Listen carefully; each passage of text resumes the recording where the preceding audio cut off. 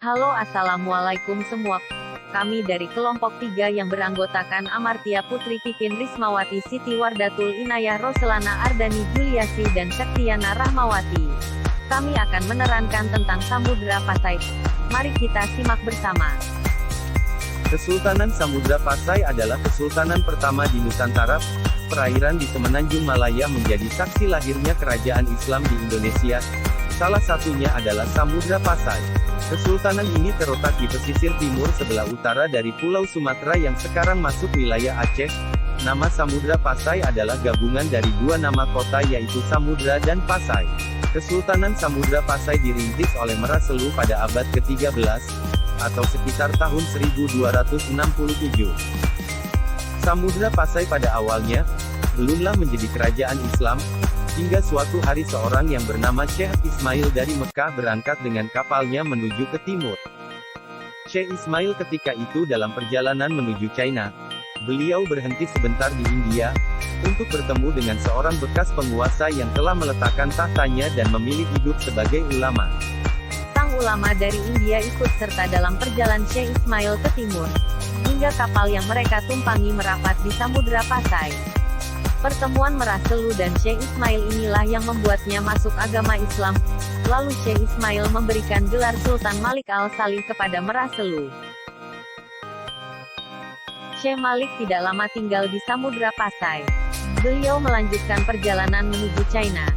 Sedangkan ulama dari India tetap tinggal untuk menyebarkan agama Islam di Samudra Pasai. Pelan tapi pasti. Dan pada akhirnya penduduk Samudra Pasai pun memeluk agama Islam. Dalam catatan sejarah, pusat pemerintahan Samudra Pasai terletak di muara Sungai Pasangan. Sebagai kerajaan pesisir, juga mengandalkan perdagangan melalui pelabuhannya.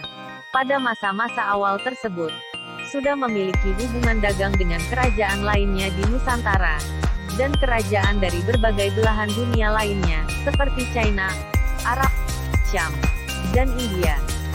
Perdagangan tidak akan berkembang jika tidak didukung oleh keamanan. Oleh karena itu, Samudra Pasai membangun angkatan lautnya, dan berhasil mengendalikan perairan di sekitar Semenanjung Malaya. Selama kepemimpinannya, Sultan Malik Al-Salih berhasil membawa Samudra Pasai pada stabilitas politik dan ekonomi. Dan yang dicatat dalam sejarah Nusantara adalah penyebaran agama Islam secara pasif di Samudra Pasai. Pada tahun 1292. Pada tahun 1297 Sultan Malik Al-Salih meninggal dunia.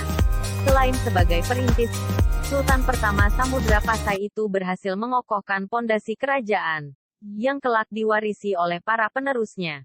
Lalu jenazah Sultan Malik Al-Salih dimakamkan di Gempong. Sepeninggal Sultan pertama, tahta kerajaan dilanjut oleh Sultan Malik Az-Zahir pertama, atau yang dikenal dengan sebutan Sultan Muhammad pertama. Seiring meningkatnya volume perdagangan, beliau membuat uang emas sebagai alat tukar untuk memudahkan transaksi antar negara, di mana setiap uang tertulis namanya. Selain perdagangan, Samudra Pasai juga menerapkan pajak bagi kapal-kapal yang melintasi Selat Malaka. Pada tahun 1326, Sultan Muhammad tutup usia, dilanjutkan oleh Sultan Ahmad pertama, yang ternyata tidak begitu lama. Tahun 1330-an, beliau meninggal dunia. Tahta kesultanan dilanjut oleh Sultan Malik Az-Zahir kedua. Pada masa kesultanan ini seorang penjelajah asal Maroko, Ibnu Battuta mendarat di pelabuhan Samudra Pasai, yang tengah berlayar dari Maghribi ke China. Ibnu Battuta hanya beberapa minggu saja di Samudra Pasai. Kemudian ia melanjutkan perjalanannya ke China. Tahun 1349 Sultan Malik Az-Zahir kedua meninggal dunia. Tahta kerajaan kemudian dilanjutkan oleh Sultan Zainal Abidin pertama. Berkuasa lebih dari setengah abad pada masa kesultanannya.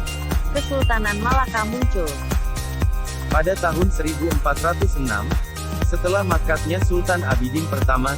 Tahta kesultanan dipegang oleh Ratu Nasyiyah, yang merupakan perempuan pertama yang memimpin sebuah kerajaan Islam. Pada masa inilah Samudra Pasai mencapai keemasan, sampai sang ratu wafat pada tahun 1428, dan kemudian dilanjutkan oleh Sultan Abidin II. Pada masa pemerintahannya lambat laun mendapat kompetitornya, dan pelan-pelan berkembang baik secara politik dan ekonomi, dan ia wafat pada tahun 1438. Sultan Salahuddin kemudian naik tahta, namun peta kekuatan ekonomi dan politik berubah di Semenanjung Malaya. Surutnya kekuasaan, Samudra Pasai dimanfaatkan oleh Malaka. Beliau menikahi seorang putri Samudra Pasai, dan berhasil membuat Samudra Pasai menjadi bagian Malaka. Pada tahun 1511 Masehi, armada Portugis di bawah pimpinan Alfonso di Albuquerque menyerbu Malaka, yang akhirnya jatuh ke tangan Portugis, membuat Samudra Pasai terancam oleh Eropa. Ketika itu Samudra Pasai dipimpin oleh Sultan Ahmad V. Keberhasilan Portugis di Malaka membuat mereka mengincar Samudra Pasai. Tahun 1521 Masehi, 10 tahun setelah Malaka jatuh, Portugis meluncurkan serangan ke Samudra Pasai. Sultan Ahmad V tidak mampu menahan Portugis. Kesultanan Samudra Pasai sempat menjadi pusat pendidikan agama Islam di Nusantara. Begitulah cerita tentang Samudra Pasai.